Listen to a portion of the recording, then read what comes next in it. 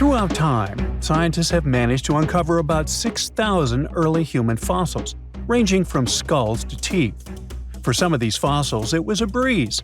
Researchers could instantly identify them as belonging to, say, the Neanderthals. However, when it came to others, things got a bit trickier. Some fossils just didn't fit into any existing categories. So, what categories of prehistoric humans do we actually know about? Well, up until recently, we recognized 8 different species of early humans. One of these is Homo habilis, which means handyman. You'll recall that Homo is Latin for human. They resembled regular primates, but were pivotal in our evolution. They were the first to create stone tools, which significantly aided their daily activities, such as butchering. Next up, we have Homo rudolfensis. These guys were larger than Homo habilis and boasted bigger brains, but they were still quite distant from modern humans. For example, even though the neurological structure of their brains was becoming more complex, they were probably not capable of using any form of actual spoken language. Then came Homo erectus, the first to walk upright, followed by Homo antecessor, which is considered the last common ancestor of modern humans and Neanderthals, along with a host of other Homo species. Meanwhile, we're still piecing together the story of the enigmatic Denisovans. Our knowledge of Homo naledi is pretty limited too, since it was only discovered in 2013, and it is species number 8. Interestingly, Naledi means star in the Sotho language because they were found in a cave called Rising Star. Scientists were taken aback by them. Everything suggested they were around 2 million years old. But after closer examination and some tests, it turns out that the Naledi species is much younger, between 236 and 335,000 years old.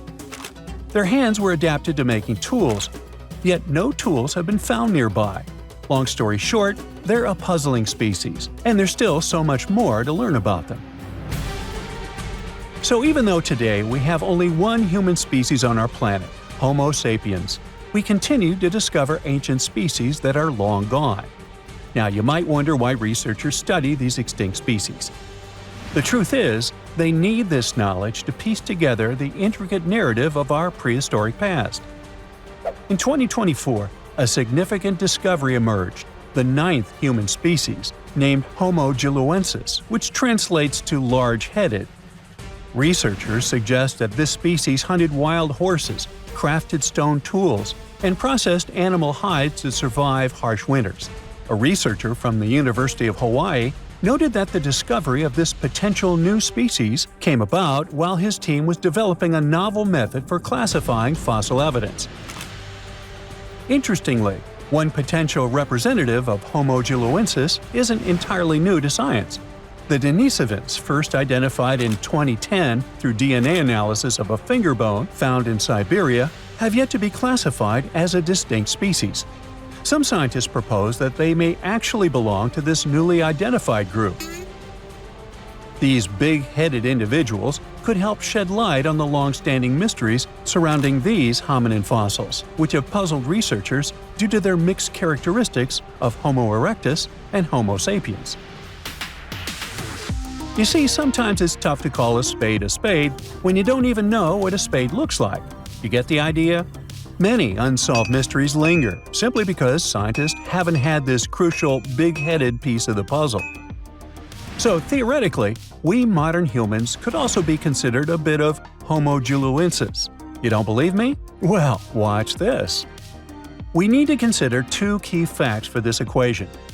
First, there are the Denisovans, a group we might refer to as Homo giluensis from a scientific perspective. Yeah, this is just a theory proposed by some researchers, but let's roll with it for now and pretend it's a fact. Second, it's important to know that the Denisovans interbred with the ancestors of modern-day Melanesians. These folks inhabit areas ranging from New Guinea to the Fiji Islands and carry between 4 and 6% Denisovan DNA. Now, you might not personally have those genes, unless you've been tested, of course, but the key takeaway here is that there are modern humans today who share genetic links with the Denisovans, or Homo giluensis, or big heads if you prefer. Now, that all sounds pretty plausible, Let's unpack step by step how it happened. Researchers have uncovered this type of ancient human, known as the Denisovans, based on skeletal remains found in Siberia. These ancient humans coexisted and interbred with modern humans, adding yet another layer to our understanding of human evolution. Named after the Siberian caves where their fossils were discovered, the Denisovans are believed to have roamed widely across Eurasia. Evidence indicates that the Denisovans lived alongside Neanderthals and interacted with early Homo sapiens, possibly around 50,000 years ago. A team of scientists successfully sequenced a complete genome from these ancient hominins using nuclear DNA extracted from a finger bone. This discovery reveals that at least 4 distinct human groups existed during the time when anatomically modern humans began migrating out of Africa. Alongside modern humans and Neanderthals, we now have to consider the Denisovans and another small human species from Indonesia, often referred to as the Hobbit, when discussing our evolutionary history. One intriguing question that arises is why Denisovan genes are predominantly found in modern Melanesians, yet absent from other Eurasian populations. Remember that 4 to 6%? One hypothesis suggests that interactions between the Denisovans and early modern humans were limited and brief, especially as humans migrated throughout Southeast Asia into Melanesia. Scientists speculate that only a small number of the Denisovans may have interbred with a larger group of modern humans. This could explain how the Denisovan genes made their way into the gene pool despite the likelihood of infrequent encounters. Anyway, the more scientists dig into our past, the more fascinating things they uncover about our ancestors. Take Neanderthals, for example. Did you know these guys were responsible for creating the very first piece of art ever? I had no idea. But a 2018 study of ancient cave art in Spain revealed what are now considered the oldest known artistic creations.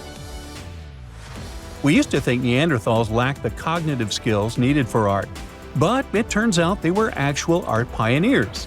Not only did they create art, but they also seem to have invented hashtags thousands of years before Chris Messina did it in 2007. Right, I'm kidding, but you'll soon get why I mention hashtags. The artworks found in several caves in Spain include simple hand stencils, a ladder-like drawing, and various other markings. Until recently, these prehistoric pieces were believed to have been made by early humans.